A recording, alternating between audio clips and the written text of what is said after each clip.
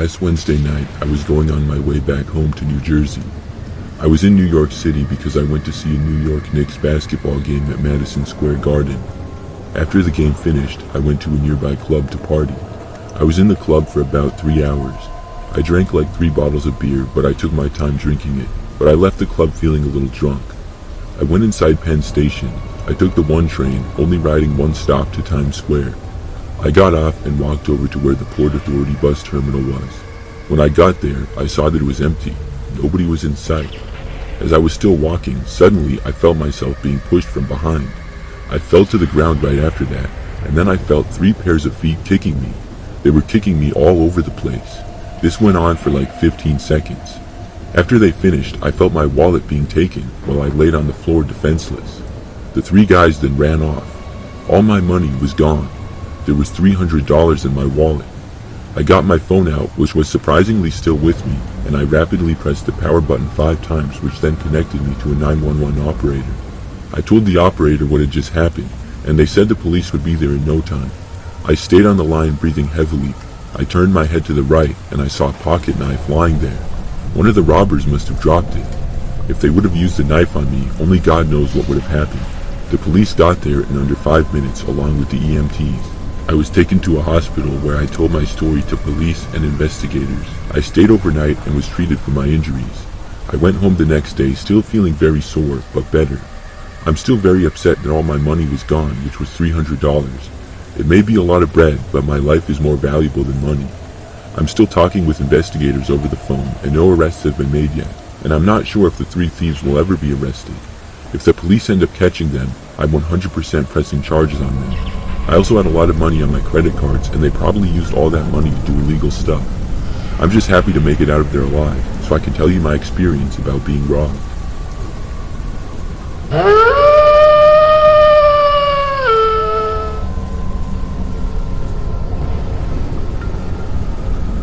I'm a college bartender and cocktail waitress, so I get off of work very late. One night, I got off of work at around 4 a.m. My coworker and I decided to walk to our cars together because they were both parked a couple of blocks down, and we are both 21-year-old girls. The way our work was set up is there was a back door that goes into an alleyway which opens up into the main downtown area. We left through that door and then took a right. When we got to the main opening, we saw there were 4 large men wearing all black sitting down at a bench that faced the alley. They all had hoods on, and a couple of them had masks that covered most of their faces. All the bars were closed at this point, so downtown was pretty dead. We immediately noticed them stand up as we passed by, and they started to walk behind us. We thought we could have been overthinking and just kept walking in the direction of the parking ramp a little bit faster now. The men behind us also sped up and almost started to run and started calling after us. At this point, we decided that going to the parking ramp was not the best idea. We noticed something a ways up ahead though. There was a taco truck nearby with a line of people looking for food after the bars, so we decided to go there. When we got there, we noticed there was a normal-looking man in front of us, so we told the guy what was going on. He told us he would help us, and then made the mistake of turning around to look at the men. When this happened, the 4 men started yelling at us and telling us to stop running away. The man in the taco line told them to leave us alone, and they did not take it well. One of the men approached him and started talking into his ear. The guy turned white and looked terrified. This is when it happened. We saw the man who approached him pull out something shiny and hold it against the guy. My heart sank when I realized it was a knife. My coworker and I didn't know what to do because obviously the man helping us backed down after he was threatened with a knife. We ended up running back into work and telling the bouncers about what happened. Our manager decided to walk us out to make sure that we made it to our cars safely. When we walked out with the protection of our manager, we saw the 4 men standing at the end of the walkway just watching us. Our manager told us not to look at them, and we made it to my car where I drove my coworker to her car. I had to drive past that spot again to get home, and I saw the men looking around. I turned my face the other way so they couldn't see me, and I drove home. Nothing else ever happened again, but thinking about what could have happened keeps me up at night.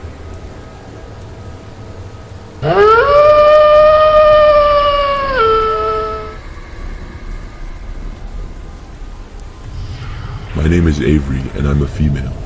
The story I'm about to tell you is the scariest event that's ever happened in my life.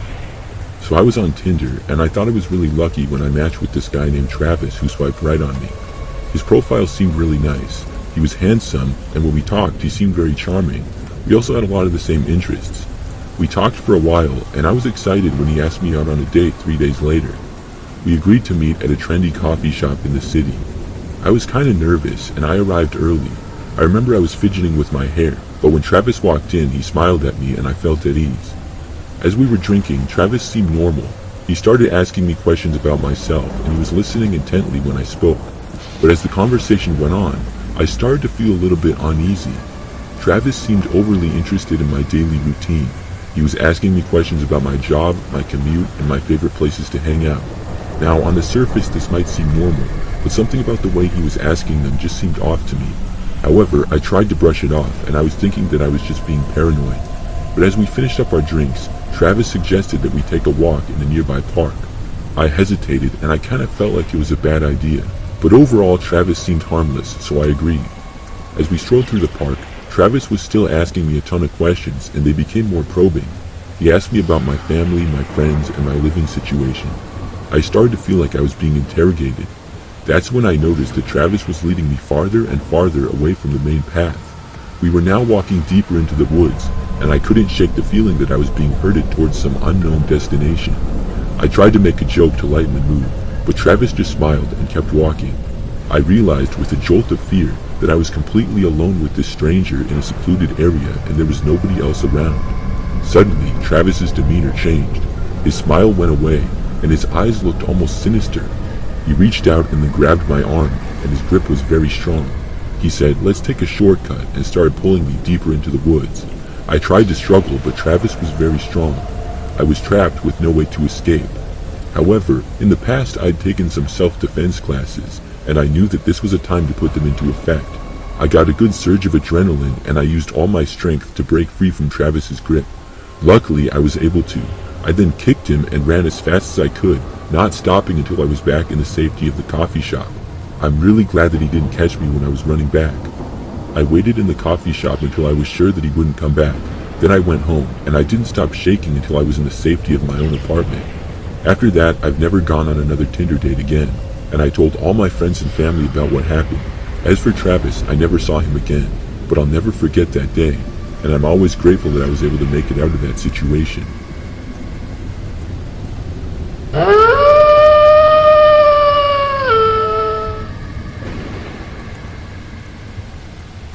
I was 30 years old in July of 2017, living in a housing complex called Bliss Towers in Hudson, New York. It's low-income housing, and I was poor at the time. I worked regular jobs, not getting paid that much, and I lived alone. I wasn't really enjoying my life at the time. I didn't have enough money to go places, didn't have any air conditioning or a heater, and my town area wasn't the safest. But nothing could have prepared me for what happened to me on that very same month. One night, in the middle of that month, I was going to meet up with a friend. I left my apartment and walked to the elevator. While doing this, I called him and told him that I was on the way. When the elevator door opened, I saw 3 men inside. One was wearing a white t-shirt with a hat, another guy was bald and had a blue sweater on, and the other guy was bald and wore a white t-shirt. I never saw any of them in the building before. As I was still on the phone, all 3 of them were getting very close to me.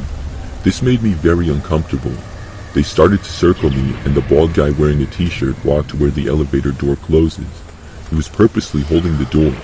I told my friend on the phone that I would call him back, and I hung up.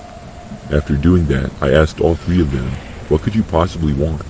The guy with the t-shirt wearing a hat said, "Give us everything you got," as he was pressing the door open button. I told them I wasn't giving them anything. The same guy said, "We need this for our families as we're struggling financially." I said, "I don't really have anything either. I'm just trying to survive." I was now fearing for my safety. They said, "Just give us the money and we won't hurt you." In that second, I tried to walk out of the elevator, but they held me back. I thought to myself, were they actually planning on hurting me? In the past, I took on 2 guys at once a few times and I won those fights. I felt pretty confident I could take on all 3 of them. I saw the bald guy with the t-shirt walk out of the elevator. He was going to see if anyone was out there, as if he was making sure that nobody was hearing or seeing what was going on in the elevator. He came back a few seconds later. The man with the hat and t-shirt was still begging for my money, and I kept refusing. After some arguing, he gave up asking and said, "All right then, I guess you're about to find out what happens to you next." He then let go of the door hold button, and the elevator door closed. The elevator was going down now. The man with the hat then reached into my right pocket, which is where my wallet was. I shoved him off of me and asked him what he was doing. His back hit the wall. He did the same thing again, but this time the two others joined in. Now my adrenaline was fully kicking in. I yelled at all of them to get off me. All three of them held on to me tight, and I felt my wallet being taken out of my pocket. I punched the guy with the hat in the face, and his hat flew off. Then the bald guy with the t-shirt started throwing punches at my face, and they all landed on me. I tried fighting back, but it was too much. It was a 3 versus 1 matchup, and there was no way I could win. He kept punching me while the other two kept holding me. All of a sudden, I heard the elevator door open, and I heard a man from outside say, "You got him." The guy punching me said, "Yeah, he's down." Blood now started to appear on my face, and my vision was getting blurry. I heard footsteps walk for a brief moment, and then walk out. I questioned myself in that moment if this robbery was planned. Why would this person want to target me? What could I have done to them? Anyways, I was trying to break free and trying to escape out of the elevator, but the other two men were too strong. The elevator door closed fully about 30 seconds later, because the door open button kept getting accidentally hit. As the elevator was descending, I still had some fight left in me to get back up, but the men still overpowered me. The elevator went down a couple more floors, and then it opened again. I heard the guy from outside say, "What's going on?"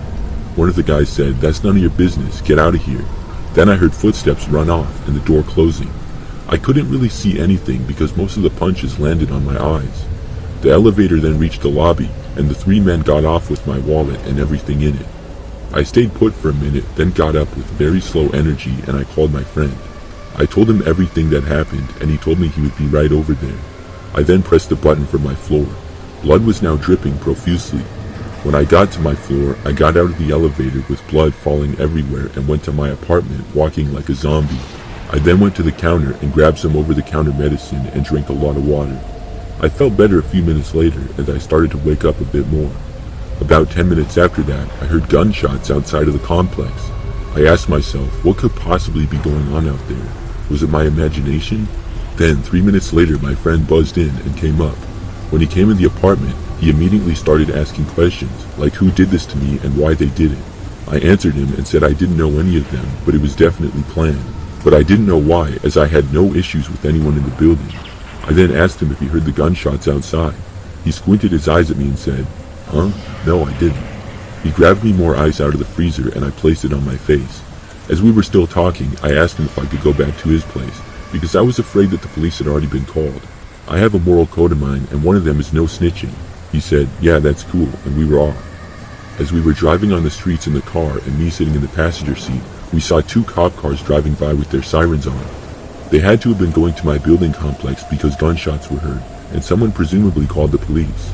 I stayed at my friend's house for the night and went home the next day. The following days after, the police never returned to the complex, but it was in the paper the next day. As far as my knowledge, nobody has ever come forward about this, and everyone else has remained silent. I was able to go through the process of getting new credit cards and getting a new ID card. I lied to the bank and post office saying I lost my wallet. I also lied to everyone saying I accidentally got punched in the face by a stranger in the street. They seemed a little suspicious of my stories, but they didn't think too much of it and just went ahead with their lives. As of today, I moved to a better apartment complex and I'm doing better financially as I got more higher paying jobs over the past few years. I don't really talk to that friend anymore as we pretty much went our separate ways, and some friends don't last forever. But the more I think about hearing those gunshots, I slightly believe that he was the one firing those shots at the people who robbed me to scare them away. If that's true, he will always be a real one to me and I will always be thankful for it.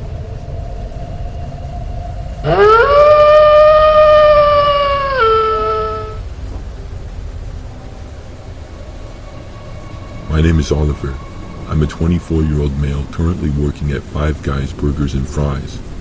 I've worked here for about a year now, and I've had my fair share of encounters with creeps, but this story really takes the cake. I also work at CVS Pharmacy, but I've never had anything like this happen to me while I worked there. About 2 weeks ago, I was working a night shift at Five Guys. It was getting late, and I was one of the last ones there along with my coworkers Aaron and Miguel.